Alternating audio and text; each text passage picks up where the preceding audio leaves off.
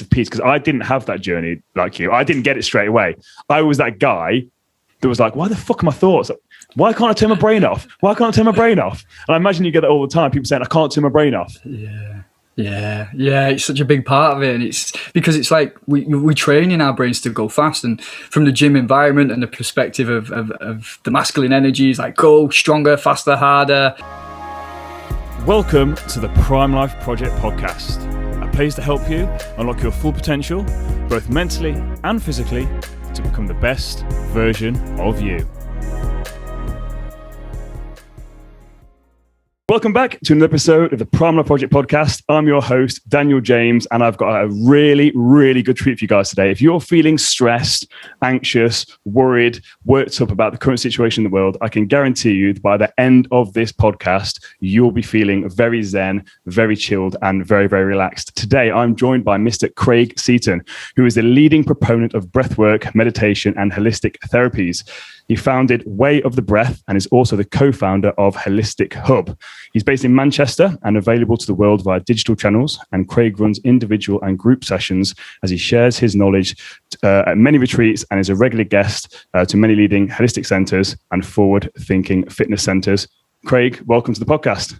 Thank you. What a wonderful and informative introduction. I like the guests. I like the audience to know who my guest is. And like I said, I did my research into you, and the sort of more I went down this. First of all, you're a pretty badass thing with like a lightsaber and all the crazy things you do on your Instagram. I enjoy that a lot. So when I'm doing my research into people, it's nice just to find out a little bit about themselves, because normally on Instagram, people are very business orientated. I know I'm guilty of that. If people want to know about my life, there's not really much on there. It's just all business. But with you just post everything on there. And I'm just like, this guy's pretty cool. Like, he's all zen and chilled and relaxed. But actually, he's a bit of a nerd. He's got all this stuff going on in the background. I absolutely love it. It's awesome to see. Yeah, thanks, man. I very much, business is probably my weak spot, to be honest. And I like the merger of truth in people and not it being, with formal emails, hello, sir, and da-da-da, and we use like nothing wrong with the language, but it becomes very typecast in a way, and no humanity or heart comes through it. Yes. And in part of my own journey was softening and being a whole human, and trying to bleed that into all areas of my life. So I find that with Instagram or social media, I don't just want it to be business. Like, breathwork is my life.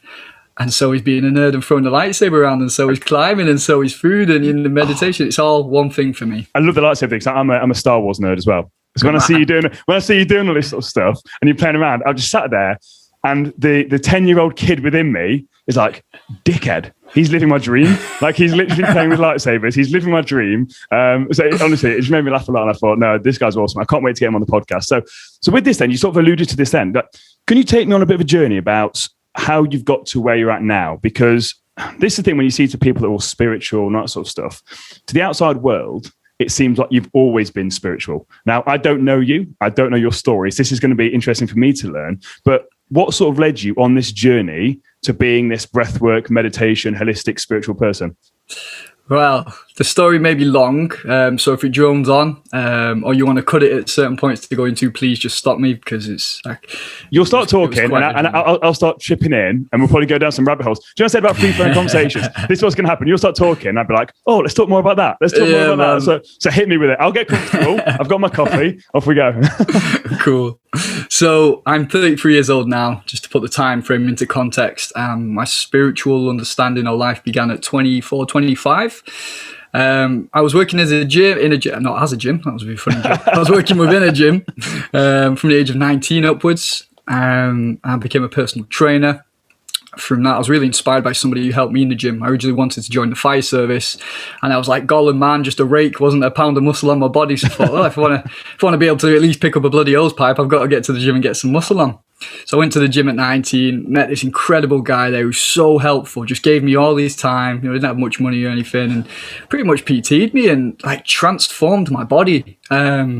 Which transformed a lot of my outer world, like how I was responding to people, how relationships changed. Also, a different level of attraction came with a better physique, which could be quite a fix at a certain part in your younger life. Was this very ego-driven at that point? Because I know a lot of people go down this route, and you sort of start to see your physique change. Yeah. And then you start to get this confidence, and then that confidence borders on a bit of arrogance, egotistical. Was that the kind of journey for you?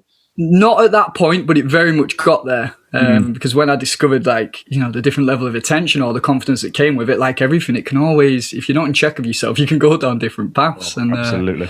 But I got the transformation and thought, great, I felt good. My life was improved. I thought, oh, I want to do this for people. So I then started to work in a gym in 19 because I couldn't get a job as a fire service because I'm colorblind and certain stations don't allow that. So I started working in the gym. Got really heavy into the gym life and going out like you do in your early 20s, and went into mild anabolic steroids. I was on Anavar at the time, you know, because I was afraid of needles, so I never would have injected anything in me. But, you know, and the whole world of bodybuilding and strength and repetitions and as much protein and meat as you can consume, and, you know, all this stuff that comes with it when we go into something, right? So yeah, that was my life for a lot of the time until 24. And a friend of mine who said, "Do you want to come to the meditation center?" You know, and his idea, like, he was getting into yoga and stuff because he was just chasing girls. So he's like, "Cool, we'll go to the meditation center." And I think that's where a lot of guys potentially start their journey. They see girls going to yoga and think, "Oh, actually, I want to go to explore that. Maybe I'll get flexible now." So, you know, I was intrigued by it. I thought, ninjas do meditation, and I've always had a love for, like, ninjas. I thought ninjas are cool. They do meditation. I'll go check it out. And it was at the Buddhist Center. And the only session that was available for me was meditation and Buddhism together. So it's like a 6-week course on Buddhist teachings with meditation as well. What's that place called? It was the Buddhist Center in the Northern Quarter. Because I've done something very, very similar. The Buddhist Center in the Nottingham thing. I don't know if it's the same sort of. It's Friends of the West. This one, they've got Kadampa Buddhist centers, which is like a modern take on Tibetan Buddhism, or they've got standard Mahayana Buddhism, which is probably the common ones that people go to. So there's different sects, but essentially. No. But I think it's a very similar thing I did, where you sort of go in there, you learn to meditate, but then then afterwards, then learn about Buddhism. And I thought it was absolutely fascinating. Yeah, it was, man. I mean, I sat down for the meditation on that very first session, and I had such a powerful experience. Now, I'm very fortunate that the meditation did that to me there and then, because, you know, I've been teaching meditation for several years now. I'm not sure how long, but quite a while. And going through different people's experiences and what they come through and how hard people find it, I realized how fortunate I was to have an experience that thought, whoa, there's something in this. You need to follow this through. So I then got pretty much into meditation from that point on for my life to now. Can you describe that first experience? Like, what was that? So, because obviously, again, coming from this background you spoke about, where it's, again, anabolic steroids, again, mild usage, but all about the body. We've got very, very similar paths here, by the way. It's quite fascinating. Again, even Mike, my videographer, it's just amazing as blokes how so many of us have the same sort of path on our journey. But can you explain to me then, for people that, again, we're going to do a meditation practice at the end, but for someone who's never meditated before, can you try and describe what that feeling was like for a male, where your mindset was at, what kind of happened in that meditative experience for you that first time? It's generally the idea of meditation, it creates space. So it starts off by you just watching the words, the thoughts pass by, and they say there's different schools of thought and how they describe it, but you're looking at the space in between thoughts grows. So, you know, you can use a visual concept to look at that and kind of get the feel for it. But it's seen that the thoughts are there, but you are not the thoughts. Like, you really create distance from what's going on in your head. For my experience was, it was just space. There was like nothing, you know, and it was such a new thing. The only time I'd ever encountered nothing is when you're unconscious and you're asleep. And then therefore it's not really an experience because you're not conscious of it, you know, because you're asleep. Something else that comes into that later is the practice of staying awake during sleep and bringing consciousness into the unconscious. Listen, further down I didn't want to go down that rabbit hole about lucid dreaming. I saw that on your Instagram thing, and when I was doing my research into it, I thought, do I want to talk about lucid dreaming? And I thought, we're probably going to go down a massive rabbit hole here. So at the end, I would love to delve into that. But yeah, that's something I've read a little bit about it, and I'd be really interested in your take on that. But I deliberately left that out of because I thought that's going to be a minefield to go down. But I think that's a fascinating thing you said about that space. So I talk about this all the time with people. For me, it's a lot of people, I love using, for whatever reason, probably how I was taught it, about the analogy of the sea. And a lot of people, their sea is just so choppy and it's crazy, and they're trying to organize this boat and sail this boat, but they've never sailed a boat before. They don't know what's going on, and the sea's just too crazy. But if you can just find that space where they just let it all settle down, it gives you an opportunity to just get your shit together. And I think it was Thich Nhat Hanh, I know you would have heard of him, his work. One of the best things that I ever learned about meditation for me was, he was saying, if you can close your eyes and be home, then no matter where you are in the world, you're safe. And I remember one day I meditated and I said to myself, I am home. I burst out crying. Like, it was a really deep, profound moment for me. But I just love how they describe that, especially as like that bodybuilder, heavy into gym again. I've been in that environment, I've been in that headspace, and just to have that sense of peace, because I didn't have that journey like you. I didn't get it straight away. I was that guy that was like, why the fuck are my thoughts?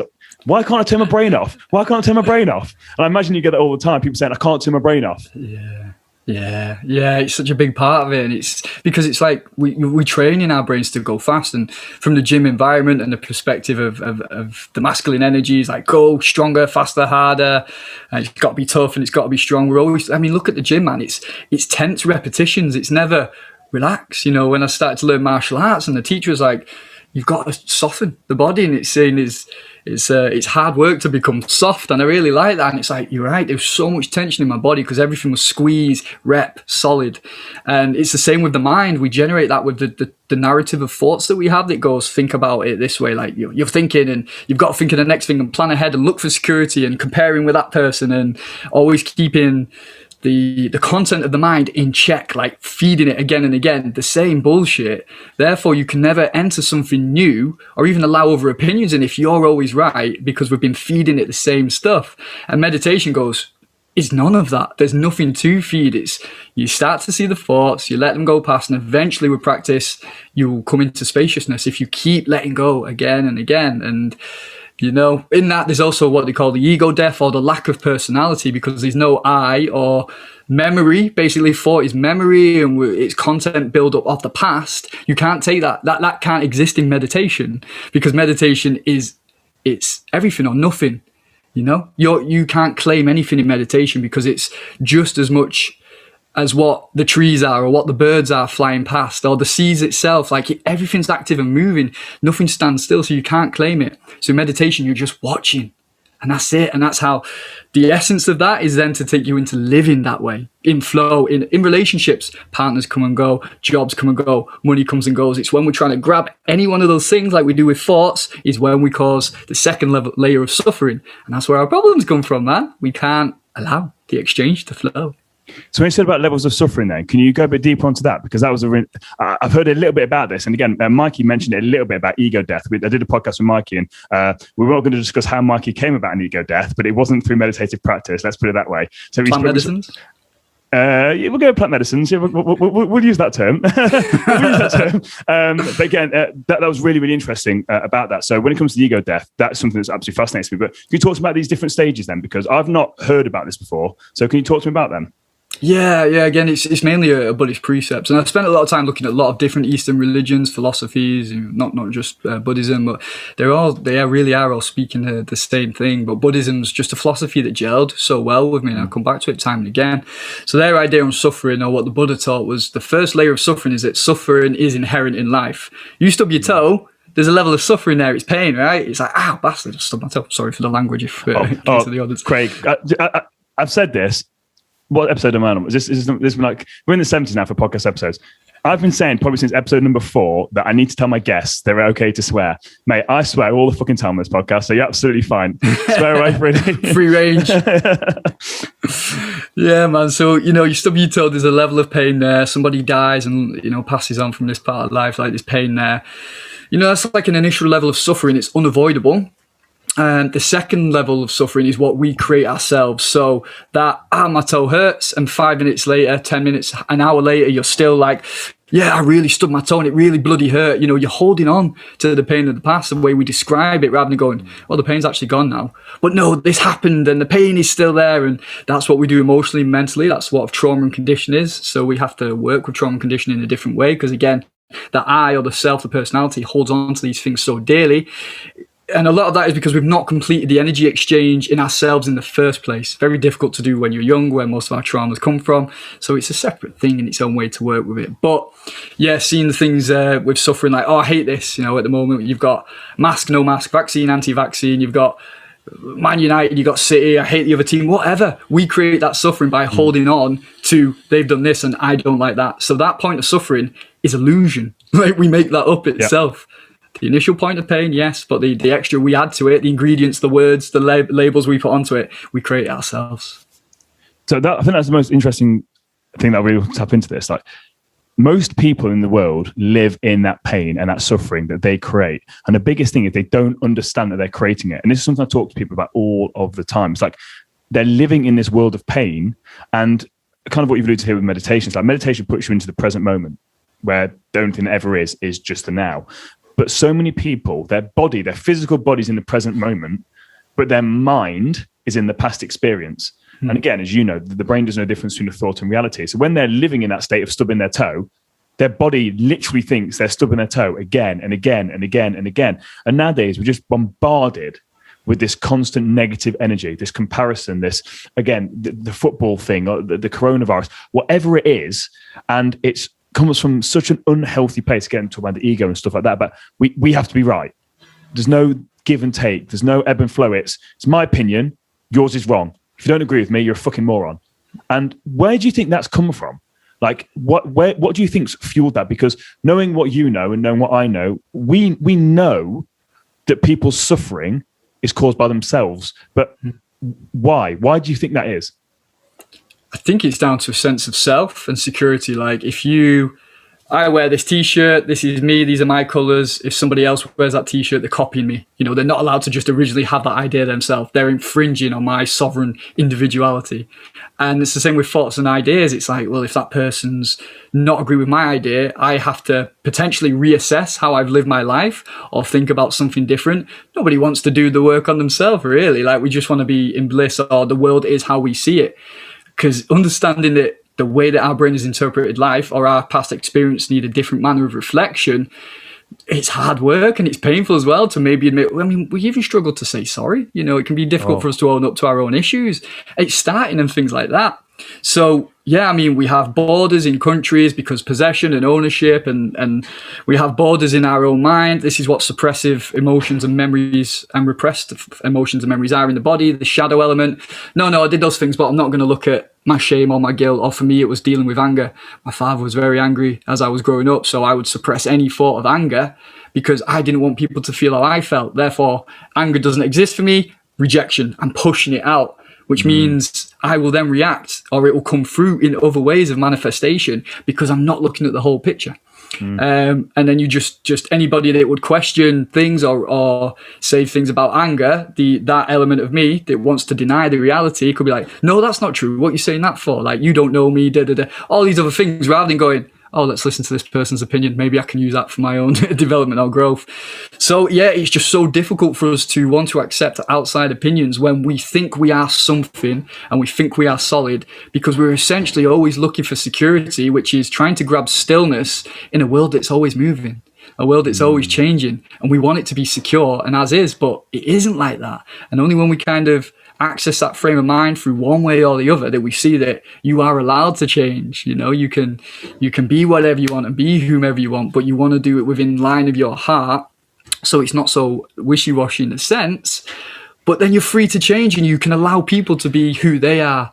Like, the vaccine thing is so great. I mean, it's purifying the world to see how we respond to people or not. Like, there's people saying don't get it and there's people saying do get it. Can they accept other people's opinions? No. Right, well, then there's conflict. And if we're at conflict, there's always a battle. It's when you go, they think this and they think that, I'm going to do my choice, but I understand why you guys are both doing those things. And then there's no conflict, you know? It doesn't mean you make correct action to get a healthy or better outcome, but you understand why both sides exist and you will not be triggered then because you don't have that sense of, I must be right.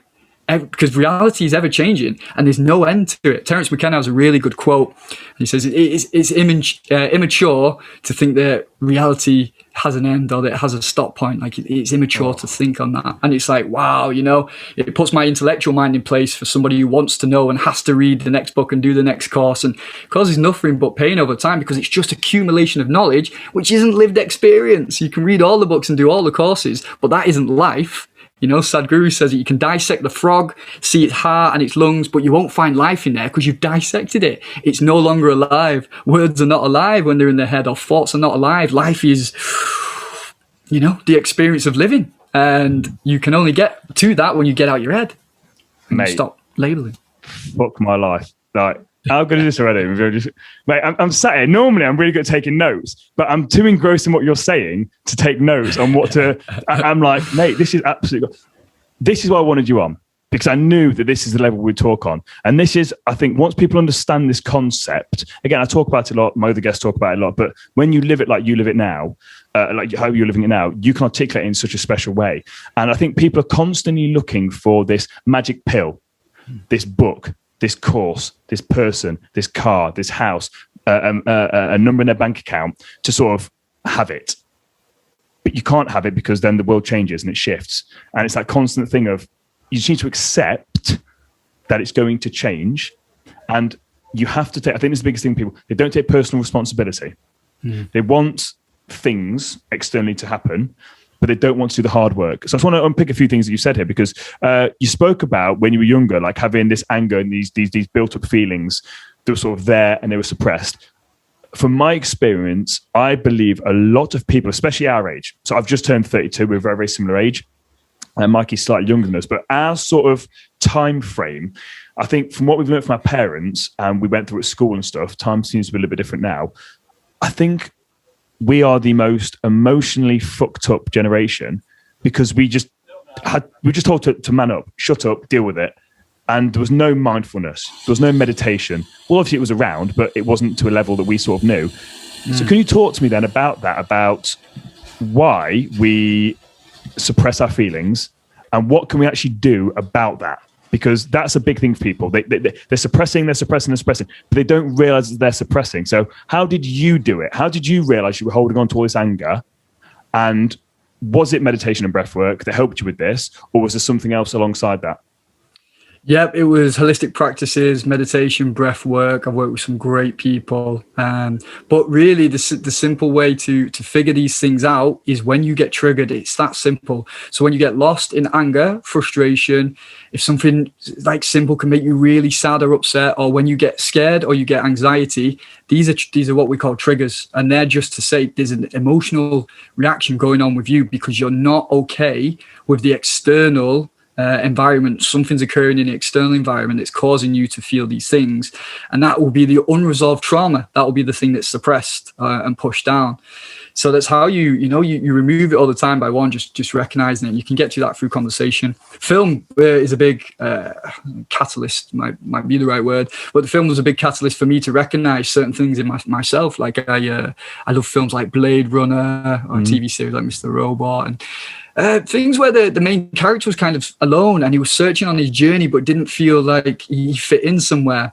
And I just had to reflect on why do I resonate, not knowing it at the time, but why do I resonate with certain characters? For what's the reason behind that? Because life is relationship with everything, with how you use your phone, with how you make your bed, with the food you eat, with the way you talk. Everything's relationship around us because it's coming from the internal world reacting with the external world. What we keep inside hidden away, what we're allowed to show, or what we think will benefit us, to what the actual truth is and what the effect is as a consequence of displaying that in the external world. Oh, if I behave like this, my dad won't shout, so I'll just be quiet. He told me I was showing off there, so I better just stay here and not show that this thing makes me happy because he's interpreted as that. That's what we figure out later on doing the work, but not recognize that's what's programmed into us as kids. I just use myself as an example because it's easy. Yeah. But it's seeing them and knowing that why, for me, it could be seeing somebody in their full light and doing what makes them happy. And me going, I love that. There's this speaker called Jason Silva. He does videos called Shots of All, 3 minutes. Incredible, like out of this world visuals, and such a poetic speaker. And, and I was always revved up when I'd watch this guy's stuff. And I'd be like, I want to do that. And all that is looking into this thing and seeing there's resonance there. That idol that we have, or the inspiration, is a part of ourselves that knows it can achieve that. That's why we're attracted to it. Whether we choose to do that or not, that's up to us.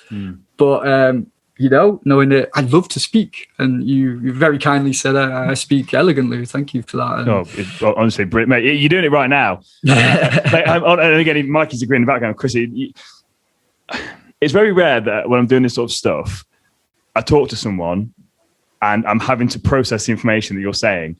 And because normally people talk and I get it straight away. I'm like, yeah, I get what you're talking about. But with what you're going now, you're taking it to another level. And what you're doing is you're articulating the stuff that I know in a completely different way than I've ever heard it before. And what you're doing is you're taking my understanding to a deeper level. And it's fucking brilliant. Like, I love this. Like, so what I'm talking right now, I'm in complete gratitude of what's going on right now. I'm in a moment right now when we're doing this. I'm just like, this is fucking unreal, because I'm always looking to learn. I'm always looking to grow. I never claim to know everything. I don't. And I'm very aware of that. And to be talking to someone like yourself that can articulate the same points, has the same views that I have, but put such an amazing spin on it, is absolutely beautiful. So you are talking, and you're talking very, very well. And it's very, very rare on my podcast this early on that I'm left almost speechless trying to comprehend what I'm hearing. Because you've hit a few things there, triggers. So again, my audience have heard me talk about this all of the time. Like, triggers are a big thing for us. Again, we're very emotional beings. So something will trigger us, and we take this unwanted action. Again, rage, anger. It could be sex, it could be alcohol, it could be anything. The action that we take, but it's to move away from that trigger, that emotion that we're feeling, we're trying to move away. So that's exactly, I just wanted to sort of reiterate that point to my audience, because they'd have heard me talk about it before. And that's something that you mentioned there, that you noticed your triggers. Once you can notice your triggers, that is the key to the awareness, because once you notice it, you can then take control and do something about it. So I just wanted to pick up on that. Also, you mentioned about relationships, the internal versus the external. I think this is where people really fucking struggle, because they've got expectations of how life should be and how people should be based on themselves. So in this situation, I would act like this. Why is Mikey acting like that? Mikey's a dick. But Mikey's not a dick. Who am I to say that Mikey should be living how I live my life? And then it creates, again, we spoke about before, that conflict, that internal conflict within themselves that we're creating. Like, who am I to say that Mikey's got to be doing this, or Mikey's got to be doing that, or you've got to live your life a certain way? And it's really important you said that, the relationship, not just internal and external, but just the world and everything, how everything interacts. Absolutely beautiful. Honestly, blown away. So let's get back into Craig, younger Craig, that's just done this Buddhism course. He discovered the love for meditation. How did you then deepen that practice? Because most people will do the 6-week course. Most people will be like, oh, meditation was amazing. I feel loads better now. And then they'll pie it off. I know I did that. I did a mindfulness course. I was meditating religiously. I loved it. I then completely forgot about it and ended up fucking depressed and ruined my entire life. So what was your journey then after this 6-week course? What happened with you? How did you then discover breathwork and meditation and enhance that practice? Yeah, I mean, it was definitely a love of labour. I just want to make a side note, sorry, Dan, what you said about the trauma and the triggers actually comes into my work with breathwork, and that's a big reason why I do it. But we'll get into that. Love it. I love that. Yeah, I'm really looking forward to that. That for me is going to be a big thing. Like, I think I'm more excited for the practical aspect of this. But that's essentially about time before we started. But no, I love that. There's so much stuff when it comes to the breath that I just do not know about. And again, that's now we're trying to get into this backwork. So when we do get to the practical aspect, people know why they're doing it. So I didn't mean to cut you up there, but I'm glad you raised that point. It was absolutely brilliant. So carrying about your breathwork journey. Yeah, so it was doing the meditation courses, and something just clicked with Buddhism. Like, something about the whole ethos and what the world was and how they look at things, and how it's not a religion in the Western mindset's view, and there's not like a God to worship, and everything is mind essentially. But what mind means there is heart and thought, like heart and mind space. So it's, again, there's so many layers of interpretations of how things have come across and what they actually mean to us, and years of digging into this stuff makes things make more sense. But I loved it, and I really clicked with it, and I saw like the 4 Noble Truths and the 8 Precepts and all this stuff, and I was like, I want to know more. So I just stayed on for like 3 years doing loads of courses, been to temples, went to Japan and China and studied there. Not just like a week and a bit retreats, nothing major, but went to those places because I love it. But what kicked things up really was after doing the meditation and those experiences, I was like, consciousness just came into my view. I always loved space and the cosmos, and I remember once when I was a young kid, my mate said to me, how far do you think space goes? And it broke something in my head. Like, it was the first concept I had of infinity. I was like, I was just stuck. So that was like, there was this seed in me somewhere, but it was only through Buddhism and meditation did it start to germinate. Yeah. And then, so it was looking at consciousness, and I stumbled across ayahuasca online, and I was like, well, this sounds pretty heavy. I'd rather do something a bit lighter first. And I studied magic mushrooms for like 6 months, hardcore research, because, I did drugs like everyone, coke, smoked quite a bit of weed and drank a lot, but I wouldn't do anything. It was like, trippy or hallucinogenic or dangerous in that sense, or what I deem dangerous, especially when you hear all these stories that people are being chased by dragons and, and they think they're an orange and they start grating themselves and all this weird stuff that you hear, which in my years of practice has never occurred. But still in the Proponent Project podcast, I do not condone any drugs unless you do your own research. Just disclaimer. Disclaimer. Well, I had some things with obviously Mike in his journey talking about the LSD and stuff like that. And again, it's his truth. And again, it's your truth. It is what it is. You can't hide the truth. It's what it is. It's your journey, what you've gone on. But it's one of the things where, because most people see things and just want to sort of an easy route, I don't want people to suddenly start thinking that magic mushrooms are the savior for all things. So definitely not. So please do your own research into things. 100% do your own research. Like we're saying again, we have to learn to think for ourselves, not be dependent on outside sources. Including government bodies, including parents, including partners. Like, we have to become a whole within ourselves. So hear things, be intrigued, but don't just go into things blindly. And this is what I say to people with plant medicines now. Like, once you know what you're working on and what your triggers are, like, you've got what you need. You don't need, people get stuck in plant medicines for years and they keep going to circles and chasing these euphoric or cosmic experiences. But what you do with your actual life here, how are you helping? What's going on? And this is it, why everything has to be balanced and grounded. For me, it's no different to how people take coffee. Smash coffee every day, do your adrenals in, charge your nervous system up so you're not sensitive and can't be sensitive to the life around you. Like, it doesn't matter whether it's psychedelics or coffee, or if it's cocaine, if it's a computer. It's not the tool, it's the human using it. So don't go into these things blind. Mate, you hit the nail on the head of that. Again, when it comes to coffee, again, I'm a massive coffee drinker. I'm very well aware of that. Again, I've had to start limiting myself on it. But for me, the biggest thing is alcohol. How people will bash the use of hallucinogenics, they'll bash the use of certain things, whatever it could be. Yet they'll happily go out, get absolutely fucking shit-faced, drink a bottle of wine a night, and be like, oh, this is bad for you. And I'm just like, fucking Jesus. Like, it's just, again, I don't want to go down that rabbit hole, but it's just something I want to hit on there. Like, I completely agree. It's what you use. I say to people all the time, if you have too much oxygen and you abuse oxygen, you will die. Yeah. If you abuse water and drink too much water, you will die. It's the same with anything. Like, everything has to be about moderation and balance. And I love, and Mike agreed with this in the background. Like, I see him giving the thumbs up. What we talk about when the use of any sort of psychedelics, anything like that. What are you using it for? What's the outcome you're trying to get? Use it, take it, leave. Like, and I think that has to be with absolutely anything in life. Like, what people go into things blindly, not just, I'm talking about anything in life, and they don't understand what the end goal is. Let's talk about life in general. Let's just talk life in general. Most people live their lives and they have no idea what their end goal is. They've got no idea what they want their life to look like in 10 years' time. They've got no idea what they want their retirement to look like. They've got no idea what happiness even means. I think we can both agree, Craig, that the meaning of life is to be happy in some way, shape, or form. People just want to be happy. But you then say to people, what is happiness? They ain't got a fucking clue. So people are just driving this car, which, by the way, is a fucking Ferrari. You're driving this fucking brand new Ferrari, which you're paying no fucking attention to. You're driving it. You've got no fucking idea where the hell you're going. And before you know it, the fucking car's fucked and you're 10 feet under thinking, what the fuck's happened in my life? I think it's just such a bizarre... I know I've gone on a massive tangent there, but I just want to get that point across that people just don't understand how much power they have to actually take back control of their life. Choose what they want, go after it, and actually claim. Don't take the time to do that. And this is why, again, I've got you on, because meditation and breathwork does help with that. So I can't even remember where we were in your story, but we talk about your journey on breathwork. I knew we were going to go all over the place, but I just find I find you fascinating. I'm really enjoying this. I'm really, really enjoying this. So we're talking about your breathwork and how you discovered breathwork. Yeah, man. Just a bit on that happiness, what you're saying as well. It's like, it's so many perceived ideas of what it should be. It's like, oh, I should have this job or this much money, or conditioning from families, and I've got to be a doctor or a teacher, or, looking at all these areas, and people who are like naturally artistic and they like to create, or like me, I'd love to teach breath work if it makes me money or not.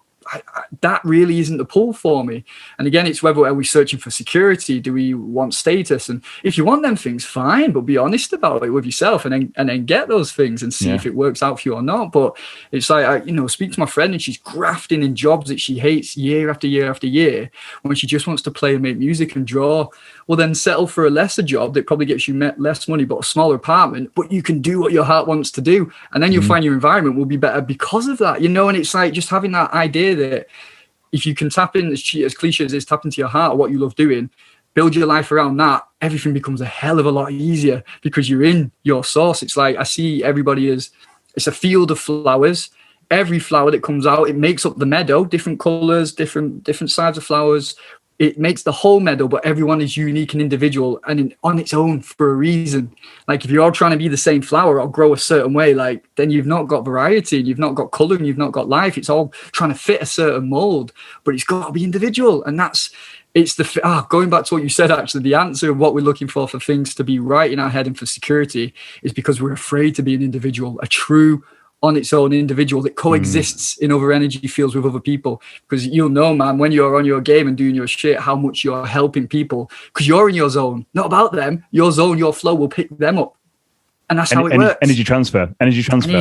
You've got to be in that spot. You can't help people when you're down and out. There's a reason why homeless people aren't being able to help the world. It's not judgments. It's just look at where we're at with energy. 100%. But then the thing. People will look at those homeless people and be quick to judge them. Why not go and speak to them and learn? Want to ask them, how did that actually happen to you? Rather than just assume it's drugs. Like, well, why did you get addicted to drugs? Like, just be curious about that. Rather than just judging and making something up in your head. It might not even be drugs. Something really major might have happened in life. Lost both their parents, had no money, and lost the home or something. It could be some... that analogy used about the meadow. Uplift. Yeah, exactly. That analogy used about the meadow was absolutely beautiful. And I love, again, what you said about this, getting into your almost like flow state and what you love doing. People are so afraid of doing that because, as you said, you've got to have this like status in life. You've got to have a certain amount of money, certain car, live in a certain way, but they're working 9-to-5 jobs and they fucking hate it. When actually, if they then go and do what they love and they're passionate about, yes, they may earn less money initially, but when you're doing something that is your purpose, your passion, that you love doing, over time, that will flourish, and then you'll actually probably end up making much of. Like right now, this podcast costs me money. It costs me money. Mikey costs me even more money now to the video, but it's not about that. It's about I can fucking help more people now with this visual stuff. It's not about the money. I fucking love this shit. Talking to people like you, because I know that what you're talking about right now is helping people. I know the information I've got can help people. It's not about being the next fucking Tony Robbins. It's not about being fucking clickbait and getting 1 million fucking views. It's not about that. It's about who the fuck can I help? And then as a byproduct of that, amazing things will happen. So I'm so fucking glad you touched on that as well. We're going all over the shop here, and I fucking love it because it's just information I think people need to hear. Like I had a name for this podcast. I'm going to have to scrap that and be like, just sort your life out. Sort your life out with Craig. I was going to call it that. So the breathwork, let's just talk about how does breathwork differ from meditation? Because I spoke to you about this off air. I know nothing of specific breathwork. I've never specifically done a breathwork practice. The closest thing I can articulate to it or experience is when I meditate, I learned to meditate through focusing on my breath. That was it. But what's the difference between breathwork and meditation, if there is one? Well, just to throw a spanner in the works, meditation doesn't have to differ from anything we're doing because you've got active meditations where we're walking around. Zen and Zazen in Japanese Buddhism is... Zen meditation will be cutting the grass, or you're washing the plates, or you're even in flow of conversation like this right now where we're not thinking about the words, it just comes. If you're observing that, it's meditation. You're watching the action as you watch the rain and the wind and the trees. Like it's active, but you're seeing it from that clear perspective. And Zen meditation is where you sit down and the classic, you go into meditation stance when you're sat and you go through it that way. But yeah, I get what you're saying. I'm just being a pedant. No. But honestly, but I love that. I genuinely love that because we spoke about before, like how me and Mikey first came about was I was on his podcast and I made a very clear point of saying that when I first rocked up there, I wasn't in the frame of mind. I nearly fucking sacked it off. I couldn't be fucking arsed. As soon as we started talking, he started asking me questions. I got into a flow state. Craig, I couldn't have even told you what we spoke about for the hour. I told you this, didn't I? I didn't have a clue what we were talking about. I didn't have a clue. But then when you watched it back, I was in such a flow state. That was clearly my brain just in that fucking meditative state. And I love what you talk about. Again, teaching your hand again speaks about that. It's like, if you're washing the pots, wash the pots. Be present in washing the pots. So I know you didn't mean it in a way to like try and call me out on my bullshit there about meditation, but I'm glad you said it because it's a very good point because people do think the meditation has to be sat there cross-legged like just chanting with incense candles, and it's not that at all. So I'm glad you made that point. So sorry. What's the difference between breathwork and meditation, if there is one? So the way that you get into breathwork, like, it changed my meditation game, because it was, just follow the breath first is how I was taught, and you use that because you've got your breath wherever, so you just watch the breath come in and out. But, people's minds, that we're so busy and we've wired it in such a way where we're always thinking and trying to get to the next thought, and thoughts are juicy and they inflate the sense of self, and these are my thoughts and da-da-da. So it's hard to come back down from it. So what we do with breath work is you'll just take full breaths in, like,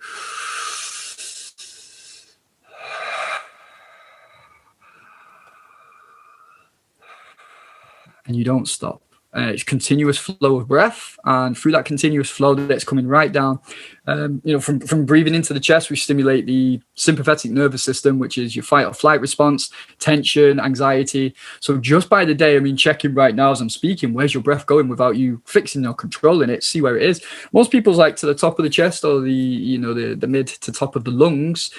So we're not breathing to our full capacity down and low into the belly, where it goes into rest and digest, which is parasympathetic nervous system. So just by bringing your breath down fully into the belly, you're going to change the chemistry in your body, which is going to make your body relax. If your body relaxes, your mind will relax, your nervous system relaxes. So it's all interlinked. And through that, again, I'll summarize that quite quickly, but we basically do conscious connected breath. So you're breathing in and out, full breaths at your own pace, as long as they're full in, and you completely surrender on the let go. You don't even have to do anything to exhale, just a little bit of effort as you come in. Again and again, averagely we do this for 40, 50 minutes, maybe longer if we're doing a workshop. And because you're doing that process, your conscious mind switches off. So the mind, it's going, I'm thinking about this, or what I'm going to do for lunch later. Am I breathing right? What's that person doing? That will eventually go when you just continue to breathe, because the physical chemistry and the nervous system that you're switching over will take over. And then due to that, as long as if you can apply the meditating of mind, even greater. But most times the sensations will come through. So you can start to get like lobster claws, we call it, technique, where your hands cramp up because of a lack of CO2 in the body, tingling, pins and needles, sensations. Once you've gone through all that kind of stage, doesn't happen to everyone, mainly the first 3 to 5 times of breathers, very normal, nothing to worry about. Then the breath comes in, and then, because it's guided by music as well, so I have specifically curated music for certain experiences or just in general, because your body's got the wisdom, your body will bring up what it needs to bring up. Conscious mind shuts off, subconscious gets to come out and go, now I can be heard, now I can cry, now I can shout and let that anger out, now I can have an orgasmic release, now I can laugh wildly, whatever it is. All the times we're told not to do these things, that emotion, which is essentially the trauma that hasn't been able to fulfill its role within the body through its emotional circuit, is locked and it's stored in the myofascia and it's trapped there. And that's why we get injuries in certain places again and again, or the body's always tight in this area. Yes, it's physical ailments, how we do that, but it's all, there's emotional tensions in the body. And you'll notice when you sigh, your body drops. That alone tells you what's happening with the chemistry in your body. When we're depressed and we're down, the body's doing that. It's not the body choosing to do that. It's the emotional expression directing the energy to do that. When we're like, yeah, I fucking nailed it, and you're out and you're proud, the energy, the emotion is changing the physical structure. So it's going into the traumas and conditionings by allowing the breath to access the emotion, to let this emotion come through and release. Once that's released, your thoughts will change like that sometimes, and how you look at life can change because the emotional expression has been released. I had no idea it was that deep. Mate, genuinely, I was just like, yeah, it's just about connecting with your breath. I'm like, fucking hell, I had no idea that it was that deep. So would you, if you had a choice between the two, would you say that learning to control your breath first would lead to a better meditative practice? Is that the sort of order? If someone comes to see you, let's say I'm a bit stressed, I'm all worked up, I'm like, Craig, I don't know what the fuck to do, mate. Would you try and get my breath under control? Because then without me getting into a meditative state, I'm changing the state of my body physically into the parasympathetic, chilled. Then you can take me into a meditative state. Is that the kind of way you would use that? Yeah, one of the big loves that I had for it was because it would completely access this state and to get meditations on a deeper level. I mean, I got into Kriya Yoga at a point, which was when I came away from psychedelics and realized you can access these states through your own breath and through your own body, which completely changed my world around anyway. But that led me into breath work. And then all this understanding of the emotions and the trauma and the conditioning came about. It's all still in the body. it's all still locked in there. And it's hard to get into a meditative space when your mind is so used to being active. Well, how do we chill it down? Okay, just do this breathing techniques. Just hold your posture in a certain manner. Mudras, when you see all this with the Buddha statues and the different hand postures, and all these are just changing an energy circuit in your body. The same way, again, if you tense, you're changing the energy circuit. If you posture, you're changing the energy circuit. Mudras and yoga postures are no different. I do this. I do that. Man. What is that? Does that mean anything specifically? Yeah, Guy in Mudra, it's called, and this is just about basic openness and wisdom and full circuit. So it's just the go-to, and it's a great one to go to bring in wisdom states. And again, the words we use, like people see that and go, "Oh, what you're accessing wisdom," but ignore the word. Just think of, if you're lying down, you're telling your body to go to sleep. It'll go to sleep. If you slept in a tree, on a branch of a tree, very likely you wouldn't roll off when you go to sleep, because your body's awareness is fucking incredible. Like, it knows these things. You can set an internal alarm clock and go, I'm going to wake up at 6 a.m. I've got a flight at 7, and you'll wake up before your alarm. Like, we ignore these things and see them as like arbitrary or so small, but they fucking tell you how intelligent your system is. What if we made that conscious and actually took it deeper? Because this is just, we're playing with things here, but when you take it onto a level, you're going to find some magic shit, man. Right. Let's just fucking go there. Before we do the meditative stuff, you've opened up this wormhole. So I'd never even heard of lucid dreaming. Now, for people who don't know what lucid dreaming is, if you've ever seen the movie Inception, it's essentially Inception in real life. I don't know if you can go into deeper stages of dreaming, but essentially, again, correct me if I'm wrong, my understanding of lucid dreaming is that you are basically asleep, dreaming, but you are conscious and taking control of what's consciously going on. Now, I was almost fucking like jacking off over this, thinking this is fucking unreal. I then at the bottom, I carried on reading the book I was reading on it, and it basically then had a bit of a warning about it, basically saying that it can potentially go wrong because essentially your soul is leaving your body and going into a different dimension. I then got freaked out by that and thought, fuck, I don't want to get lost in the second dimension and end up like just trapped there. So can you talk to me a little bit deeper then about this lucid dreaming? Like, I know it's going to freak a lot of the audience out, but I think it'd be really interesting for people to know and hear about this, because if you practice this, I've never heard anyone talk about it that's actually done it. So mate, the floor is yours. Thank you, man. I practice a practice called dream yoga, which is this in Tibetan Buddhism. They follow certain practices to do when you get in that conscious state. So because you're conscious in the unconscious, you're in that space. So you've got a bigger percentage to do real deep work with yourself. You can talk to your inner child. You can ask for things to come up. You can confront your fears, knowing that it's the illusion, because it's not really there. It's the space of the mind. Like, we're in the dream and there's a pink elephant flying by or something, and half the time we don't even recognize, there's a pink elephant going by. Like, we just get on with it. We're doing that in our waking state with our emotions, with the projections everywhere. That's why the Buddha, the awakened one, is what the Buddha means. What did he awake from? The illusion of reality, that it's stable, that a thing is a thing. So it's like you see in the dream state, it's illusion.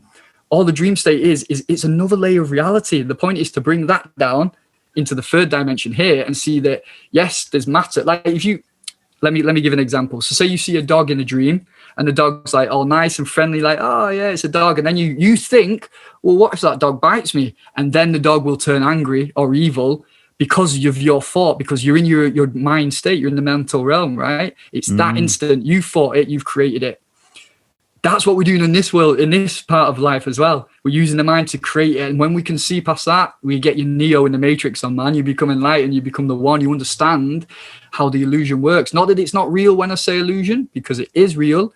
It means what your concept of it isn't, It's all matter built up off atoms, which are a lot of space anyway. But yeah, it's finding your right entry point in that. But to go back to what you can do with the lucid dreaming state is, you can talk to your subconscious, work on your fears. I practice meditation in the dream, which is far out. I'll practice mantra in the dream. Everything's more powerful because you're in your unconscious state. So if you have a spiritual practice, it's great to do. If you want to work on your public speaking in front of people, do it in the dream state, because as you said before, the brain doesn't recognize the difference from the idea. So you embody that and you gather that experience. In fact, they did a study, and people who were doing press-ups in their dreams, they had a strength increase in their real life just by doing it through their dream state, because you're working the neuronal pathways. So unlimited. I mean, I could take this real far out, but I'll keep it grounded. Maybe we'll save that for another day. Me and you can have a talk off air with Mike. We'll get Mikey on the microphone. We'll start talking about some crazy fucking shit. Oh, let's do it, man. Let's do it. But what you were saying before, sorry, just to put in on about the bit of your soul leaving the body, that's astral projection, which is different from lucid dreaming. Okay, yeah. And what they say with astral projection is, I would say don't worry about that, because there is fear mongering out there about those kind of things, or to be cautious of. But ultimately, you know, you're still a being within the universe that's learning and growing, and there really isn't anything to fear on that level, because it's all conscious mind anyway. You know, you'll always be all right with that. So yeah, because people have asked that before and they've been a bit fearful. And I've only done astral projection like once or twice, but I've listened to lots of teachers and talks on it, and they say don't allow those, because those fears become the limiting. Remember, the dream state or the illusionary body state is your mind. So if you have those fears, you're bringing them with you. That's why people have recurring nightmares, because they've not healed the trauma within themselves. So they'll have the nightmare for years, thinking, oh, it's just a dream. No, it's your body saying, hey, we need to heal this. It's not a bad thing. The nightmare's saying, come on, I'm trying to help you get over this issue by replaying it, and hopefully your cognitive will choose a different way of understanding. I love that. And I love what you said about when you get into that lucid state about thoughts, and how your thoughts, you then can create it in that moment. So again, if you think of something negative will appear, and basically how we're doing that in our lives. Yeah. Again, so people talk about the law of attraction and blah, blah. People's understanding of law of attraction is very, without being offensive, very surface, like childlike. You've then got the law of assumptions. You've got all these other laws of the universe. When you start to actually understand this, you understand that people in the Bible, in the Bible, it talks about this stuff. People think that the Bible is a story about a man. It's not a story about a man. It's about how to actually control your mind and world. Like, it talks about all this sort of stuff in there, and it's so powerful about how your thoughts become reality. Like, thoughts become things. People just throw that around like, oh, hashtag thoughts become things. Fuck off, you dickhead. Like, it's actually real. It's an actual fucking thing. And it's understand that you get with this whole visualization state. Like, you look at Michael Phelps, when I think in one of his last swims that he did, his goggles filled up with water, and basically still ended up winning gold. And then afterwards, he got interviewed, and they basically said, like, how did it feel to swim with basically essentially blind? And he said, it felt exactly how I imagined it would, because he did so much visualization work about things that could go wrong, about what if his suit ripped, what if this happened, what if that happened. He'd visualized so many scenarios that it didn't matter to him. And again, I know it's slightly off topic, but it's just the power of thoughts.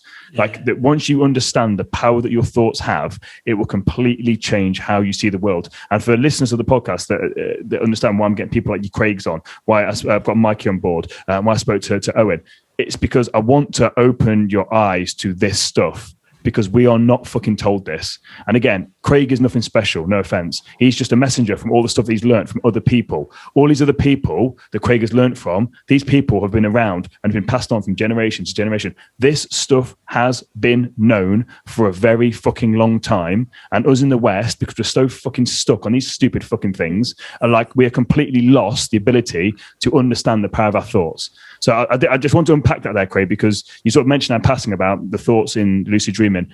That is fucking powerful. And it's something that I talk about all the time. And I wish more people understood the power of that. And it is fucking hard. It's so fucking hard to do, as you alluded to earlier. It's not an easy thing to do. But out of all the suffering that you can go through in your life, if you can just suffer and get the ability to get your awareness back, it will free you on another fucking level. And just very, very powerful. And I'm very, very blessed to be hearing you articulate it the way that you are articulating it. Is there anything you want to add on to that? I don't think so, man. I don't think so. No. Thank you very much for the opportunity to share. Because every time I've gone to move forward, you've gone to add more wisdom. So I thought, well, I should and the one time I've offered it you, there's nothing else to add. Right. There's wisdom in that, right?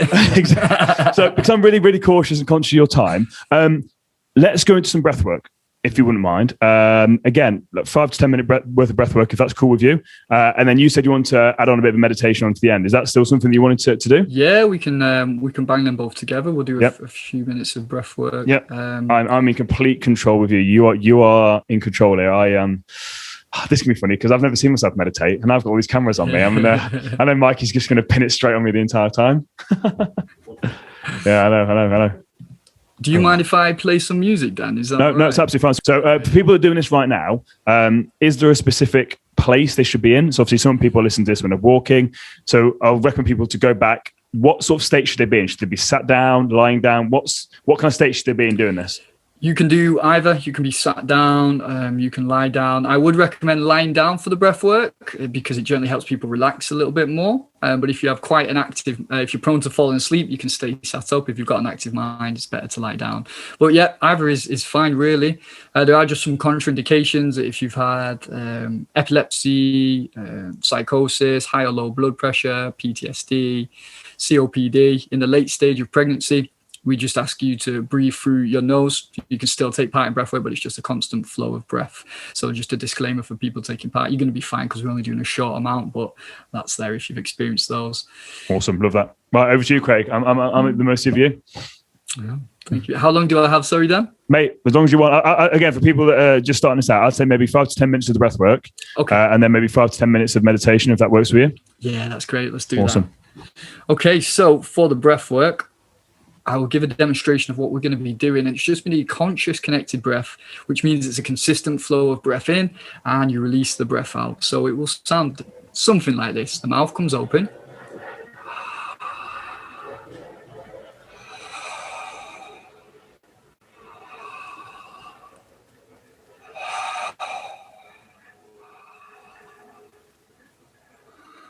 So there's no rush with the breath. Go at your own pace. All you need to do is bring the breath down to the belly. So the belly rises on your inhalation. It falls on your exhale. And that's it. We want the mouth open ideally because it can take us into those deeper states. The nose breathing is there if you need it or if you want to slow down your experience, you can use the nasal breathing. You can also extend the exhale. But if you can and we're doing it for a short while, I would say please do give it a try through the mouth. Be aware of your own conditions. Is this an eyes closed thing as well? We're going to eyes closed. Yes, that's exactly Awesome, what we're going to go Love for. that. Oh, I'm all over this. I'm excited. So close your eyes and just have a quick scan of your body. So as you're breathing in through the nose now, feel the breath come forward in the belly.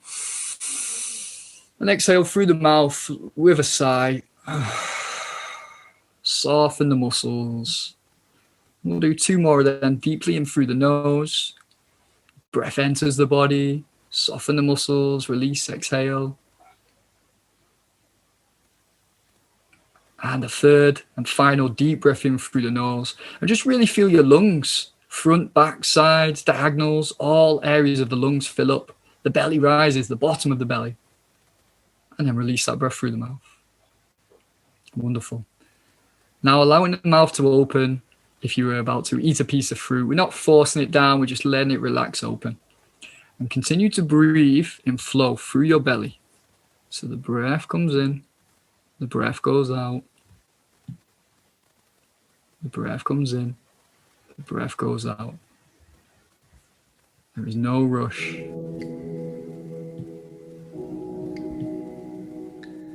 Just fill the belly up.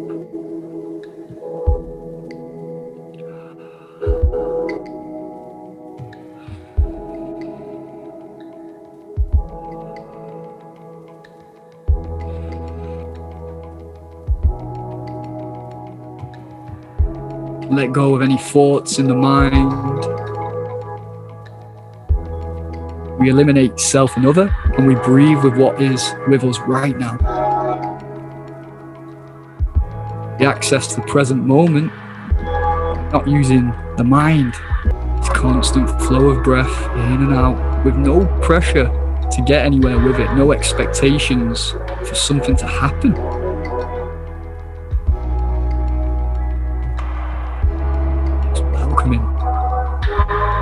Observing what's here.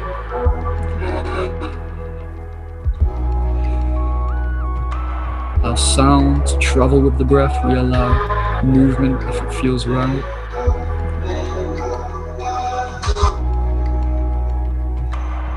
There is no right or wrong with this practice.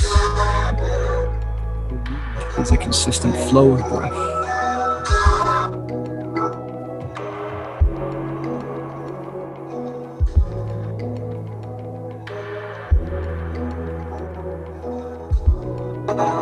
Truth is seen through clear perception. And that clear perception is to be with what is without a distortion of personality or psychology.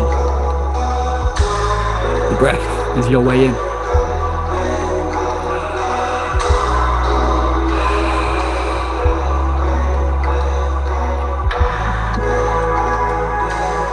nowhere to go, nowhere to be, just here and now, with the breath.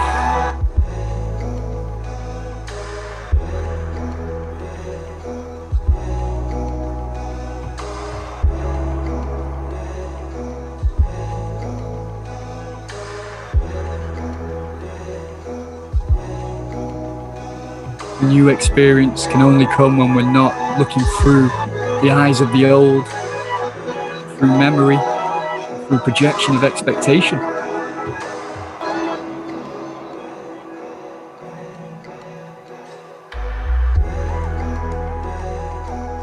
Here you find trust in the unknown. This is an experience of the unknown, and the unknown is truly the present moment.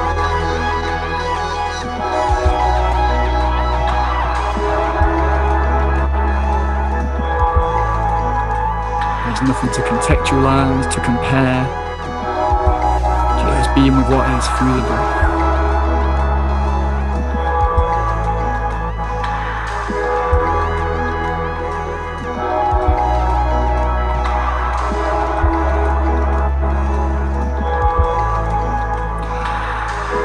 Fully in, surrendered release,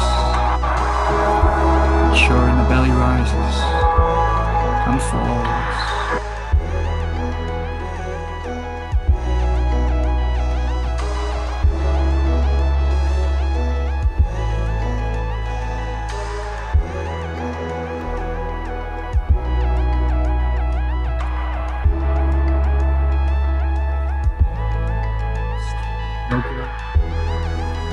Catching the thoughts, letting them go.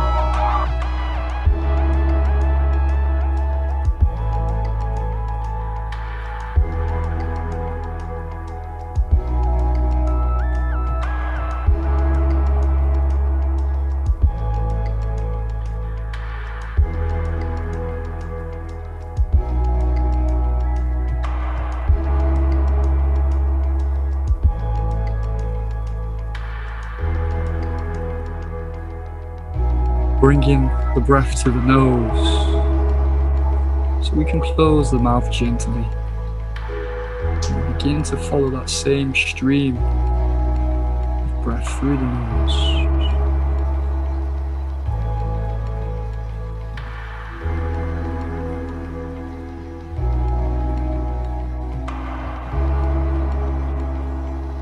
And we observe the sensations within the body. So that's our feelings, perhaps the breath itself as it moves through the nostrils, down into the belly.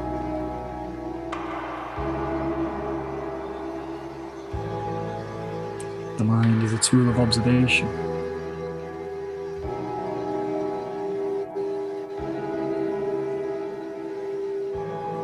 To truly observe is to see for what is really there, not for a projection of an idea or a memory. Meditation is not thinking. If thoughts are there, that's fine. We recognize thoughts. We bring our attention back to the breath.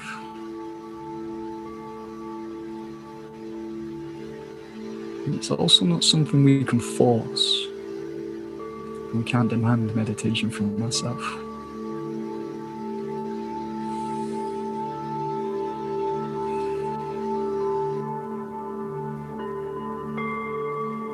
Move into a helpful counting practice. As you naturally inhale, you can visualize the number 1 in the mind's eye. And when you exhale, you can let that number go. And when you inhale for the second time, you see the number 2 in the mind's eye. And we're just going to follow these numbers until we reach 10. And we're going to practice this for 2 minutes. So I'll be keeping the time, you can just rest and just see how attentive the mind is.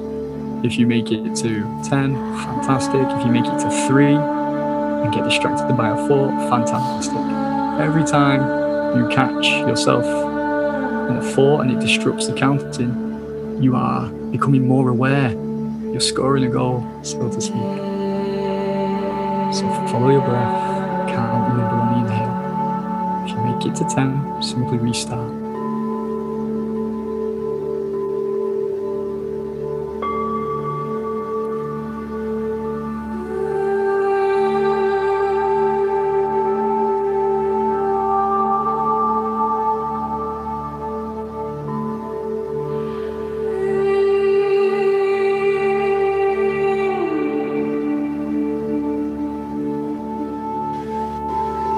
We are distracted by the thought.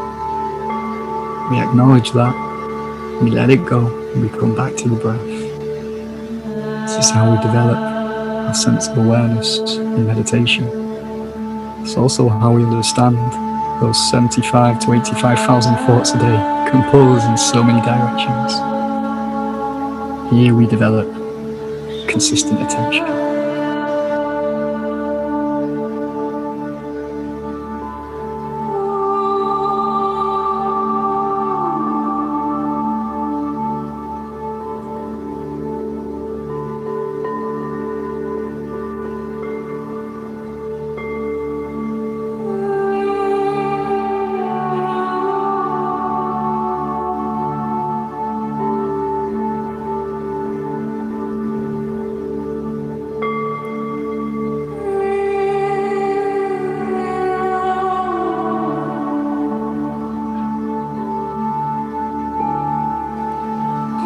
We're now going to reverse the counting. So we're going to start from 10. This time count the number on the exhale. So we inhale naturally without effort. As we exhale, we see the number 10 in our mind's eye. As we inhale and then exhale, we see the number 9 in our mind's eye. 2 minutes with this practice.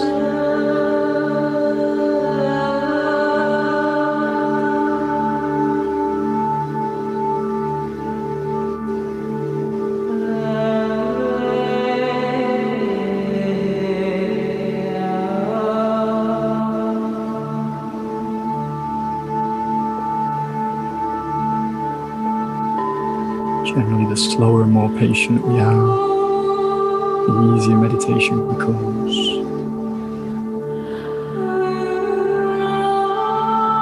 Too tight, and you'll squash the butterfly. Grip too loose, and it'll fly away. So you find your sweet spot. Stay with the numbers, stay with the breath.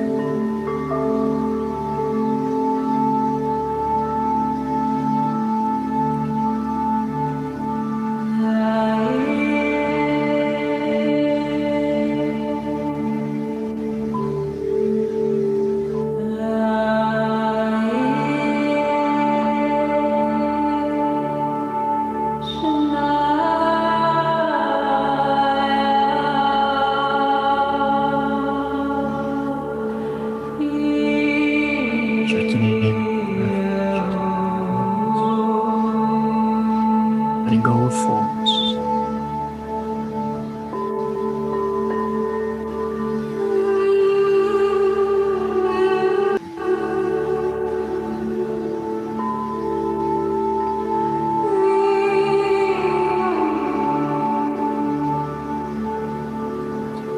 Moving into the final part of the practice, continue to follow your breath, but no longer count. Staying with the sensation of the breath.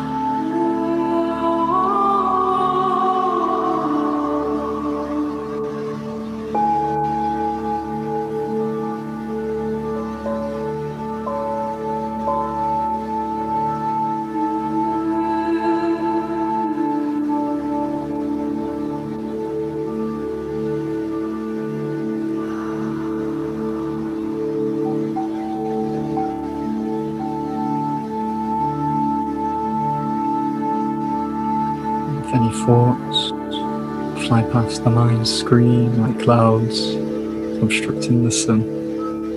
We let them pass. We don't hold on to them or feed them. We come back to the sensations of the breath.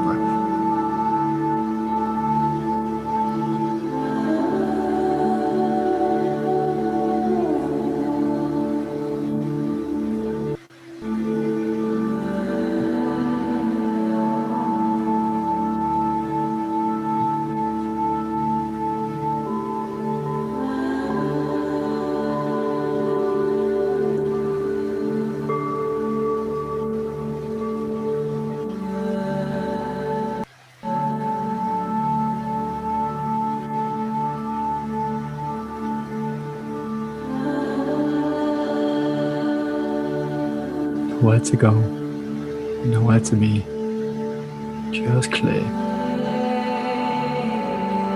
Just accepting life and reality how it is.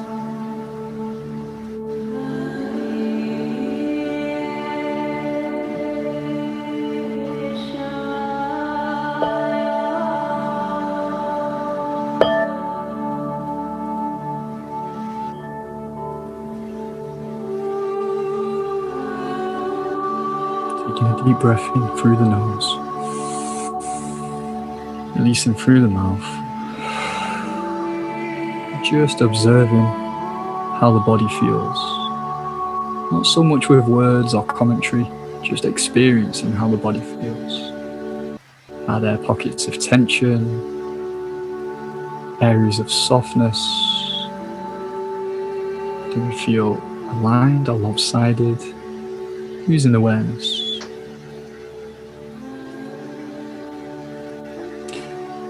And then we check in with our emotional center. How do the emotions feel?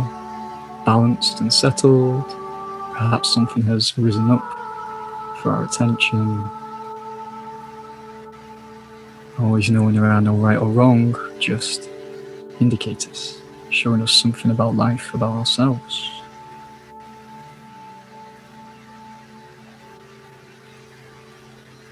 And checking in with the mind. Is the mind calm? Has it become agitated?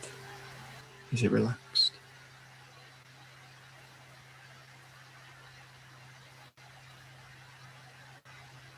And finally, seeing the whole being, all of these areas holistically together, no separation.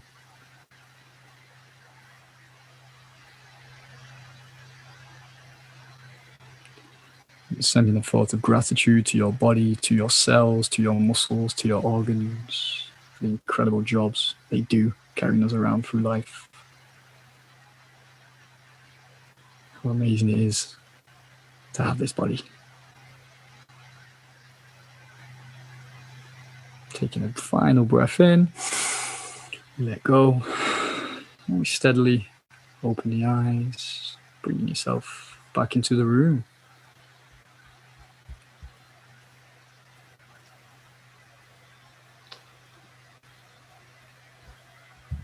I cannot tell how much I needed that. Mate, that was amazing. I've never done... The breathwork was bizarre. Mark, have you ever done that before? Not to that extent. No. That took my meditation to another level. I was very, very deep in that. How long have you been doing that for? The breathing was 6 minutes. The whole thing's been, about 20 minutes, 18 minutes. Mate, fuck me. Honestly, genuinely, did you hear his crappy joke? Said it was breathtaking. You're fired. No, honestly, that was beautiful. I really enjoyed that. That took me to a really, really nice place. I enjoyed that a lot. And I love meditation. I meditate every evening. But I've not experienced anything like that for a very, very long time. I really, really enjoyed that. So I just want to say thank you very much for that. That honestly. Craig, just one final thing. For anybody now that's listening to this podcast that's struggling, what's one bit of advice that you would give them? Breathe.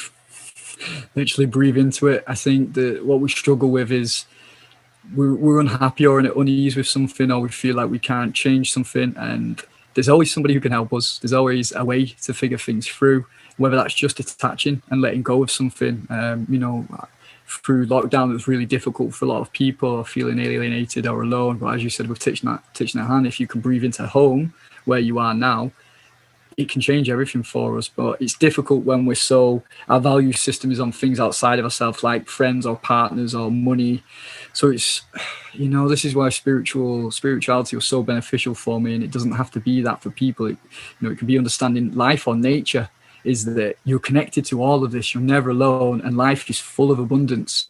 We just got to be looking at the right thing. Abundance isn't quantity, abundance is the right thing that's all around us, which is air and life, and we can exercise and take care of these different elements: physical, mental, emotional, spiritual, and you'll be in that happiness you were saying is what we're here to search. It's balance, it's understanding these. So if you breathe, take time every day, 5-10 minutes of conscious connected breath, I can promise you it'll start to make shifts within your life.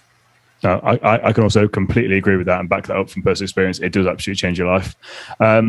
Craig, this has been absolutely incredible. Where can people find out more about you?